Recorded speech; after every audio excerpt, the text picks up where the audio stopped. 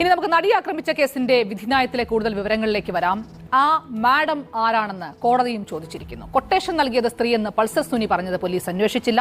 അന്വേഷണ സംഘത്തിന്റെ വീഴ്ചയാണിതെന്ന് വിധിന്യായത്തിൽ പറയുന്നു. കൂടുതൽ വിവരങ്ങളുമായി ജോഷി കുരുന്നുണ്ട്. Good morning Joshi. Pulsar Suni ആദ്യം നൽകിയ മൊഴിയിൽ ഒരു സ്ത്രീയുടെ കൊട്ടേഷനാണിതെന്ന് പറയുന്നു. പിന്നീട് ബാലചന്ദ്രകുമാർ അടക്കം പറഞ്ഞ പല പ്രതികരണങ്ങളിൽ നിന്നും ഒരു സ്ത്രീയുടെ സാന്നിധ്യം, ഒരു മാഡം എന്നുള്ളത് പലതവണ ചർച്ച ചെയ്യപ്പെട്ടതാണ്. എന്താണ് വിധിന്യായത്തിൽ ഇതേക്കുറിച്ച് പറയുന്നത്?